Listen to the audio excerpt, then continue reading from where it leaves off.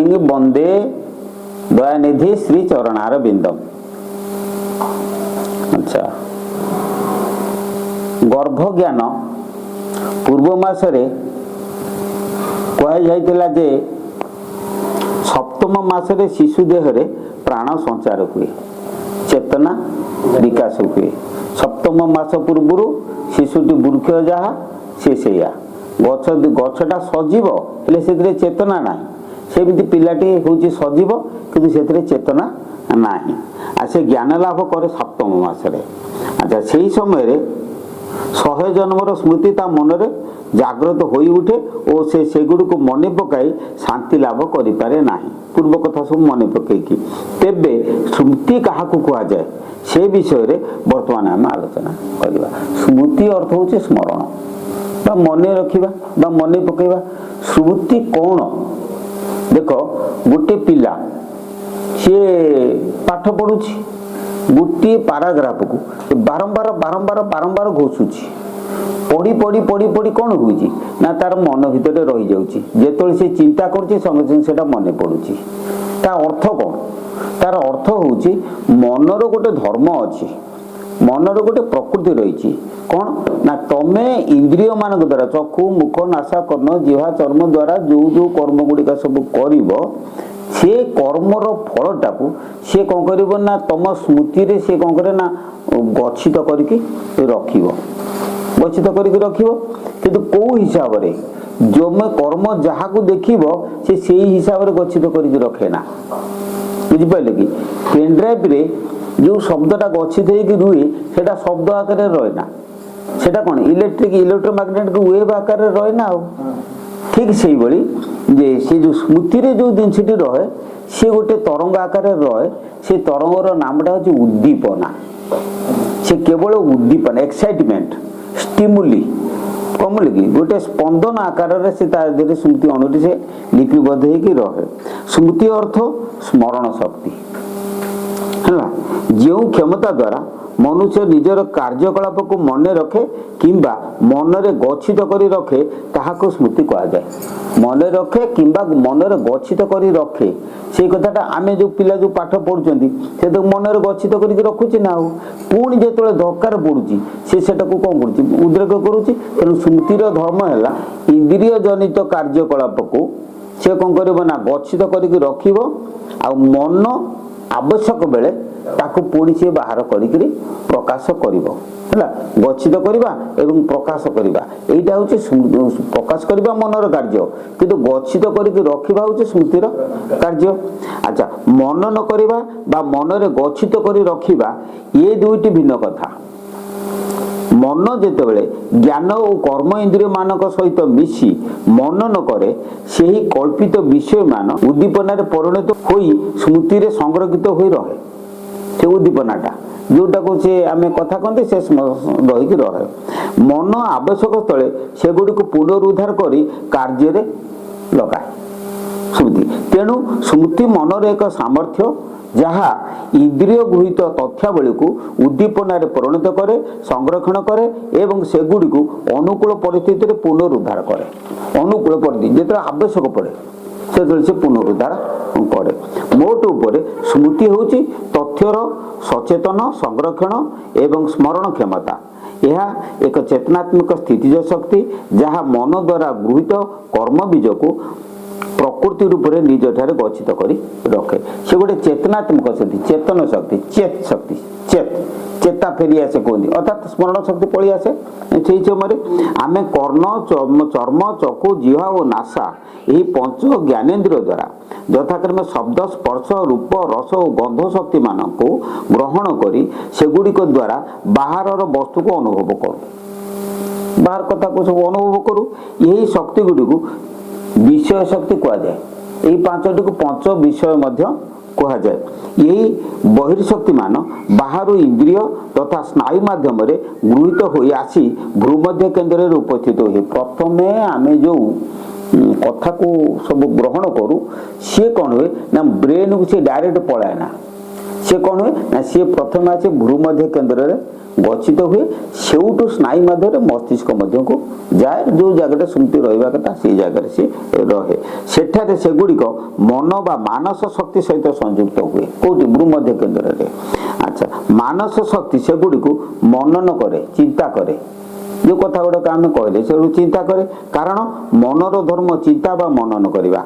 कर्म द्वारा शब्द शक्ति चर्म द्वारा स्पर्श शक्ति चक्षु द्वारा रूप शक्ति जिह्वा द्वारा रस शक्ति और नासा द्वारा गंध शक्ति ग्रहण करी से ही कल्पित अनुभूति गुड़ी को बुद्धि बा बोध शक्ति द्वारा स्मृति शक्ति बा चेतनात्मक स्थिति शक्ति रे परिणत करे अर्थात मन द्वारा गृहीत जड़ विषय शक्ति बोध शक्ति रे संयुक्त होई चेतनात्मक स्थिति शक्ति रे परिणत हुए ताको स्मृति शक्ति बोली कहते। स्मृति शक्ति जड़ शक्ति नुहे एटा गोटे चेतनात्मक शक्ति केमती ना मन बोध शक्ति रे विषय बोध शक्ति अच्छी कोठी कहि परिबुन बुद्धि होची तार स्थान नाभि चक्र रे बोध शक्ति रही नाभि रे बोध करिबा हृदय रे विचार करिबा बुझले कि बोध बा अनुभव करिबा नाभि रे बोध करिबा बा अनुभव करिबा हृदय रे विचार करिबा कंठ रे कल्पना करिबा कौन बुझे ये जो कथा तेणु मन कौन करे जो विषय शक्ति गुड़ी को सीधा सड़क त्रिकुट से नाभि की पठे दिए नाभि पाखे से कौन हुए ना बोध शक्ति द्वारा अनुभव हुए से अनुभव शक्ति पुणी कौन हुए ना तार रेजल्टा मन मनन कला नाभि पाक पठेदेला नाभि अनुभव क्षमता द्वारा से जो स्पंदन शक्ति परिणत है ताको स्मृति शक्ति बोली कहवा से स्मृति शक्तिटा आमर कौन ना ब्रेन में जाकि गच्छित होइकी रहिला रहिला तेणु गच्छित केते गच्छित होइकी रुहे केते दिन पर्यंत गच्छित होइकी रुहे ना जीवन काल पर्यंत आमर जन्मरु शेष पर्यंत जेते कल्पना आमे केते कहि परिबा असीम विषय कल्पना अंत पर्यंत चिंती काम उपभोग परम करी निश्चिंत मती असीम विषय कल्पना केते विषय कल्पना आम कहीपरानी से अंत पर्यंत सब चिंता करुच्ची कर सारे सी हूँ कौन ना जाए सब स्मृति शक्ति गच्छित होगी सी रोचे फाइल सब रेकर्डिंग सब रही जाऊँगी लिपिबद्ध होगी रही जाऊँगी फाइल स्मृति हूँ गोटे फाइल से जगार सी सब रही जाऊँगी। अच्छा स्मृति शक्ति सूक्ष्म देहर चेतनार एक अंश जहाँ अनुभौतिक समयातीत एवं सचेतनतार उच्चतर स्तर सहित जड़ित प्राणी मृत्यु पर निजर परिचय भावना एवं जीवन स्मृति को सूक्ष्म देह में बजाय रखे आमर जो सूक्ष्म देह रहा सूक्ष्म देह विषय आगु को आलोचना करी सूक्ष्म देह क्या कहुए यहाँ को पृथ्वी सारा कौन धर्मावलंबी कौन विज्ञान कौन कई विश्वास करना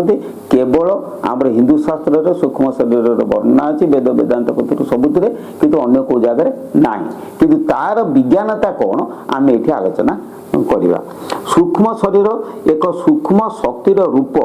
चित ज्योति भाव यही स्मृतिर छाप गुड़ी को बहन करिथाए जहाँ मृत्यु परर जीवन में निरंतर आत्म सचेतना एवं व्यक्तिगत निरंतरता प्रदान करे। प्राणी जीवन काल मध्य ज्ञानेन्द्रिय द्वारा ग्रहण करिथिबा बहिशक्ति मान उद्दीपना परिणत होई स्मृति शक्ति रूप में तार मस्तिष्क गच्छित होई रही था जोटा मु पूर्व कहती जे जहाँ आम कर उद्दीपना शक्ति परिणत हो मस्तिष्क गच्छित होकर रही है से शक्ति मध्य चेतन प्रकृति रूप में त्रिकुट स्थित सूक्ष्म शरीर में गच्छित हो रही है। सूक्ष्म शरीर अच्छी कौटी ना चेत त्रिकुट अच्छी सूक्ष्म शरीर केमी त्रिकुट रही तार वैज्ञानिक प्रमाण आज आलोचना करा विज्ञान भित्तिक प्रमाण मृत्यु पर ता भिन्न भिन्न चित कलारे परिणत हो ज्योतिर्मय सूक्ष्म शरीर को आवृत करे और विश्वव्यापी चित ज्योति ठार पृथक करे तामाने जो शरीर आम शरीर आकृति विशिष्ट जो ज्योति रूपक शरीर आम देह भीतर अच्छी सी जितेबाला मृत्यु पर बाहर की चली जाए सी परमात्मा का सागर मिसी पारे ना तार कारण कौन ना ये जो विषय शक्ति गुड़ाक कला कला अर्थ अंश बा रंग सहित आम तुलना करवा आलोकर जमी वर्ण अच्छी आलोकर तरंग को आम रंग कहवा वर्ण कहवा बाघ निश नाला जो रंग गुड़ाक कहुच्छी सेमती चिदालोकर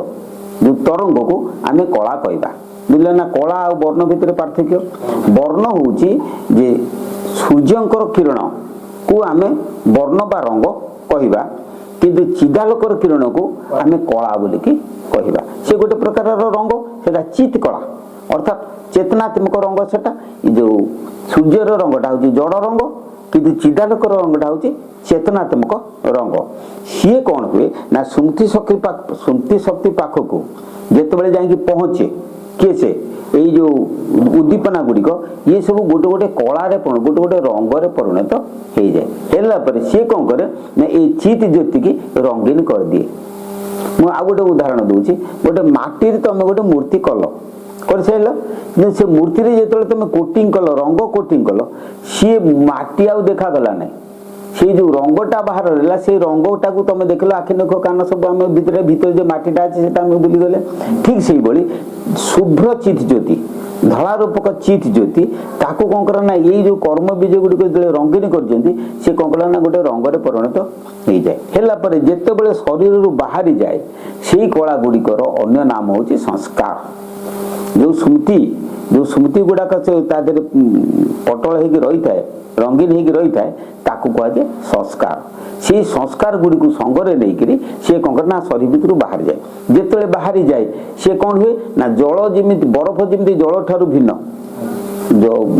बरफटा जल रे तैयारी हो सारा पर जिते कठिन प्रकृति की धारण करे से जल ठारू भिन्न हो जाए ठीक से ही जिते चित ज्योति ये कला गुड़ी को बहन करे बा धारण करे सी जो शरीर भीतर बाहर जाए महाविश्वव्यापी जो शुभ्र ज्योति रही महाविश्वव्यापी जो ब्रह्मशक्ति रही से भिन्न हो जाए भिन्न हो गोटे स्वतंत्र मूर्ति से परिणत हो जाए से मूर्तिर ना हूँ सूक्ष्म शरीर धरीला ना सूक्ष्म शरीर क्या कहुए अच्छा आउ कौन फल सूक्ष्म शरीर बा विराट शरीर यही स्वतंत्र शरीर धारण करी वायुमंडल में घूरी बुले वायुमंडल में घूरी बुले वायुमंडल में निजर भोगाभोग सरीबा परे अंडीर प्राणीर दुकु दुकुरे प्रवेश करे एटा हूँ मोर रिसर्च माई प्राणी नुहे अंडीर प्राणी तार कारण कह कहीं गोटे सुपुत्र तो कूले भासे सुमूर्प धरणी तले गोटे सुपुत्र कूल स्वभाव सुपुत्री नुह गोटे झील कहीं पिंडर पानी देले पितृपुरुष मुक्ति पाइबे ने पुओटे पानी देले पितृपुरुष मुक्ति पाइबे तार कारण कौन ना पुत्र केवल जन्म हुए परिवार रे पिता को आश्रय करी पुत्र आसे बुझे कि पुत्री जदिव आसे बुझे कि सी किंतु ये नुहे माने ना पितृपुरुष को दवाई से योग्यता तार ना अच्छा सेठारु मातृगर्भ को जाई शिशु देह को चेतनमय करे चिज्योति पितार दुख आसला केमिति मातृगर्भ को गला मु पूर्व बहुबार कही सारी पितार षड़ चक्र दे अतिक्रम कर शुक्र कीट आसी प्रवेश कर मातृगर्भ को गला जाकि कौन करे ना सेठी जो शुक्र कीट को सी चेतनमय करे से अचेतन थाए ताको से चेतनमय करे सही समय गर्भत शिशु मनरे 100 जन्मर स्मृति जागृत हो उठे 7 मासरे जितेबले प्राण संचार हुए से तार पूर्व स्मृतिटा कौन हुए ना सब मन पड़े केमिति मन पड़े पूर्व स्मृतिटा से मन पड़े कहीं आम बाहर कहीं मन पड़े ना तार प्रमाण गोटे किसी थी तुम देख तू गोटे दुकानी दुकान में कम कर मोर कथा किसी मन पड़ूना कौन कथा मन पड़ूना जिते घर को जाकि राति शोबू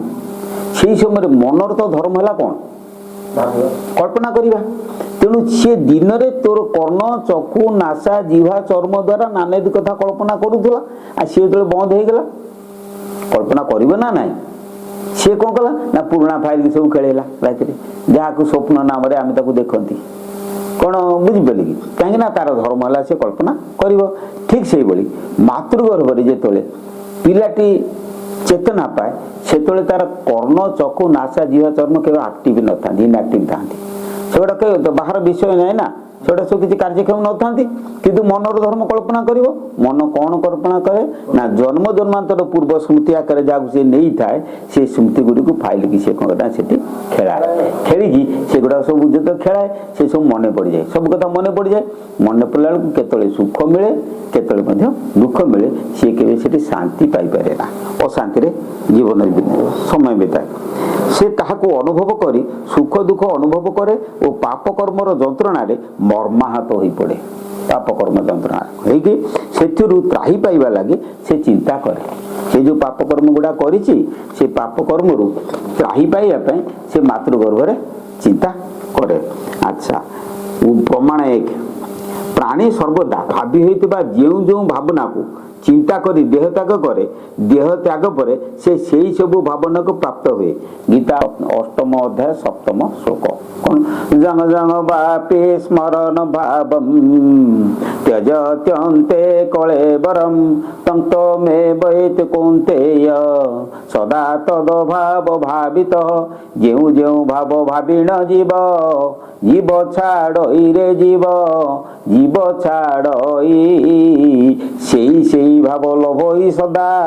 भावित होई सर्वदा जो जो भाव को भावुथो से भाव को पाए हेले मध्य सेठी को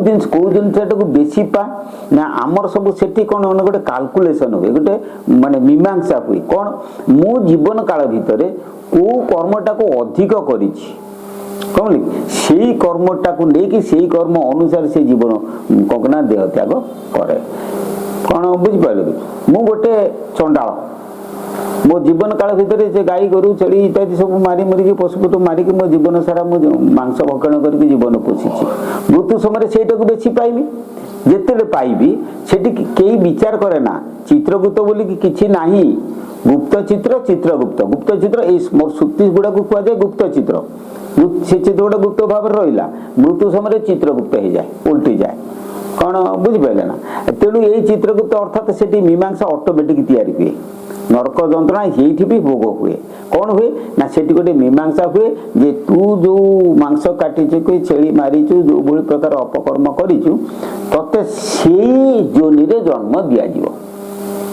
कई दियते नहीं से ऑटोमेटिक निये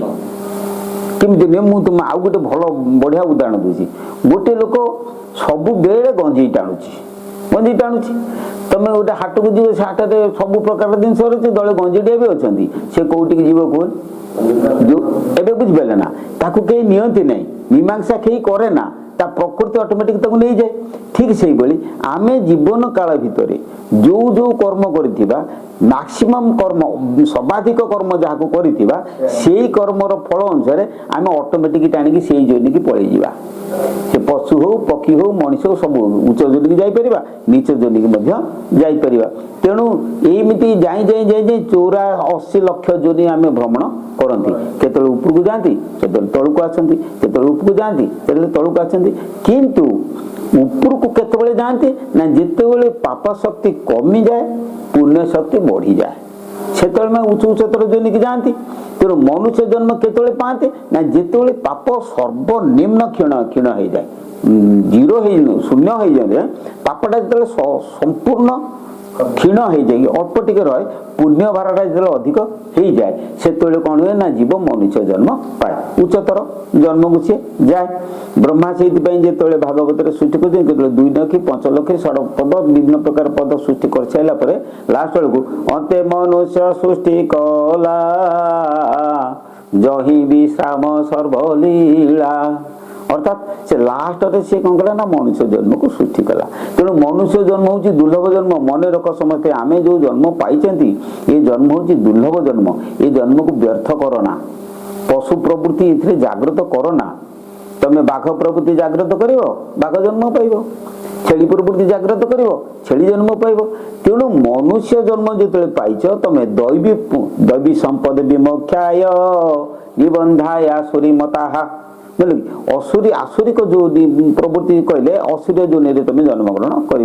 दैवी संपद विमुखाय दैवी संपद दैवी प्रकृति यदि तुम धारण कर मोक्ष गति की जीव उच्च उच्चतर आउ उच्च मनुष्य जन्म ठार आउ तो उच्चतर जो नहीं तेणु कौन हम ना तुम मोक्ष मार्ग को जीव तेणु यही मनुष्य जन्म तुम केतबेले पाइब ना मृत्यु समय ए जीव जीव गला बेले